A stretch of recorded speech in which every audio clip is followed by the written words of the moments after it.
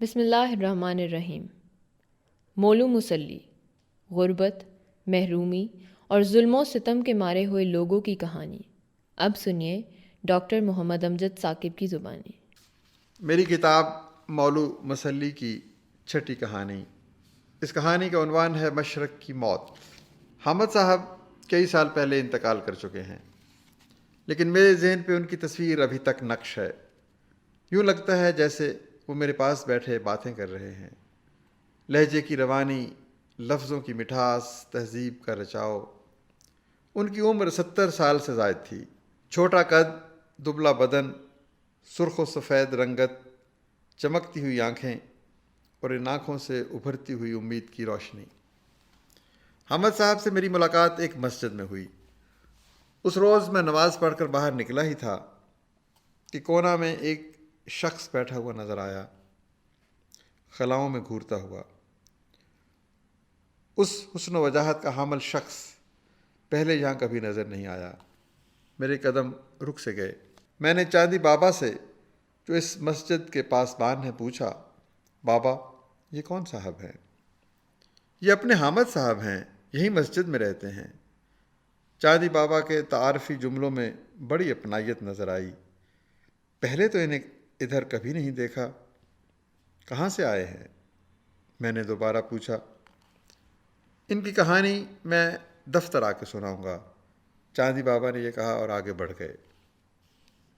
میں مسجد سے چلا آیا، لیکن حامد صاحب کا خیال میرے ساتھ رہا۔ مسجد میں ان کے بیٹھنے کا انداز اور بے کلی کی کیفیت بھول نہ پائی۔ میں کئی روز چاندی بابا کا انتظار کرتا رہا کہ وہ آئیں اور حامد صاحب کے بارے میں بتائیں، لیکن چاندی بابا کا ادھر سے گزر نہ ہوا۔ چاندی بابا مسجد کے سامنے بازار میں چاندی کی انگوٹھیاں اور پتھر بیچتے ہیں۔ میں نے چاندی بابا کو پیغام بھیجا۔ میرا پیغام پا کر وہ فوراً چلے آئے۔ شاید انہیں اپنا وعدہ یاد آ گیا تھا۔ آپ حامد صاحب کے بارے میں جاننا چاہتے ہیں؟ چاندی بابا نے یہ کہہ کر پہلے تو ایک سرد سی آہ بھری اور پھر کہنے لگے، چند روز پہلے ہم مسجد کے صحن میں بیٹھے تھے کہ اچانک ایک صاحب وہاں آن پہنچے، بھوک اور گرمی کی شدت سے نڈھال۔ ہمارے پاس پہنچتے ہی بے ہوش ہو گئے۔ ہم نے پانی پلایا تو ہوش میں آئے۔ یہ حامد صاحب تھے۔ تب سے 1 ماہ گزر گیا، یہیں مسجد میں مقیم ہیں۔ دمہ کے علاوہ دل کے عارضے کا بھی شکار ہیں۔ صرف چاول کھاتے ہیں اور سارا دن برآمدے میں پڑے رہتے ہیں۔ ان کا تعلق ایک معزز گھرانے سے ہے۔ نوکر چاکر، گھر بار، جائیداد سب کچھ میسر تھا۔ پاکستان بننے سے کچھ سال پہلے انہوں نے آنکھ کھولی، علی گڑھ میں تعلیم پائی، تقسیم ہند کے بعد پاکستان چلے آئے۔ یہاں بھی قدرت نے مہربانی کی، زندگی سے کوئی شکایت، کوئی شکوہ نہ ہوا۔ لیکن جو ہی بڑھاپے میں قدم رکھا، مصائب نے تنگ کرنا شروع کر دیا۔ بچے اور بچیاں تلاش روزگار میں مختلف شہروں میں جا بسے اور حامد صاحب اکیلے رہ گئے۔ شریک حیات کے مرنے کے بعد تنہائی اور بیماری نے آن گھیرا۔ بچوں کے اخراجات میں اضافہ ہوا تو انہوں نے حامد صاحب کی مرضی کے خلاف تمام جائیداد بیچ ڈالی اور حامد صاحب گھر سے بے گھر ہو گئے۔ کوئی بچہ انہیں خوش دلی سے اپنے پاس رکھنے کے لیے تیار نہ تھا۔ کبھی ایک بیٹے کے ہاں قیام کیا، کبھی دوسرے کے ہاں۔ حامد صاحب آسمان سے ٹوٹا ہوا ستارہ تھے یا خزاں رسیدہ درخت کا کوئی پتا۔ بچوں کی عدم توجہ کے زخم سہتے سہتے کئی سال بیت گئے۔ ان کا خیال تھا کہ مشکل کے یہ دن گزر جائیں گے، لیکن ایسا نہ ہو سکا۔ ہر آنے والے دن کے ساتھ اولاد کی بے اعتنائی بڑھتی گئی، اور پھر جب امید کی ہر شمع گل ہو گئی تو حامد صاحب نے ہتھیار ڈال دیے۔ اب عزت نفس کو گوارا نہیں تھا کہ میں ایک اور لمحہ بھی اس اولاد کے پاس رہوں جو مجھے بھکاری سمجھتی ہے۔ حامد صاحب نے یہ کہا اور ان کی آنکھوں سے آنسو نکل پڑے۔ ہم نے انہیں مسجد میں رہنے کی اجازت دے دی۔ چاندی بابا یہ کہہ کے خاموش ہو گئے۔ ان کی آنکھیں بھیگ رہی تھیں۔ شاید یہ حامد صاحب کے آنسوؤں کی ہی نمی تھی۔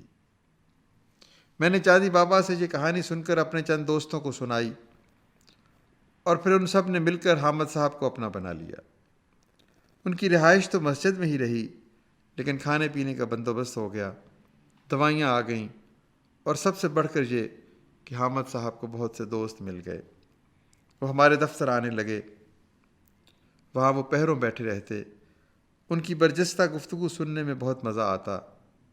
وہ شعر و سخن کا اعلیٰ ذوق رکھتے تھے۔ ان کے اندر ایک معصوم سی شوخی تھی۔ آخری عمر کی سختیاں اور حسرتیں بھی اس شوخی کو مان نہ کر سکیں۔ اپنوں کے دیے ہوئے زخم بھی ان کا بانک پن نہ چھین سکے۔ ایک روز دمہ کا حملہ ہوا تو انہیں ہسپتال پہنچا دیا گیا۔ وہاں کئی روز رہنے کے بعد واپس لوٹے تو صحت یاب ہو چکے تھے۔ چند روز بہت اچھے گزرے، لیکن ایک بار پھر رات کو حملہ ہوا اور ہسپتال لے جانا پڑا۔ میں اپنی بیگم کے ہمراہ تیمارداری کے لیے گیا تو بہت خوش ہوئے، شاید اپنے بچے یاد آ گئے۔ اس بار تندرست ہونے میں 1 ہفتہ لگا۔ جب ہسپتال سے باہر نکلے تو کہنے لگے، لاہور میں گرمی اور حبس بہت ہے، میں مری جانا چاہتا ہوں۔ مری بھجوانے کا بندوبست کیا گیا، لیکن وہاں بھی ان کا دل نہ لگا، اور چند دن بعد میں نے انہیں پھر اپنے دفتر میں لیٹے ہوئے پایا۔ وہ نیند میں تھے یا پھر طویل نیند کی تیاری کر رہے تھے۔ اگلے روز دفتر سے فون آیا کہ حامد صاحب انتقال کر گئے ہیں۔ وہ سوئے ہوئے تھے کہ الصبح درد نے پھر سے کروٹ لی۔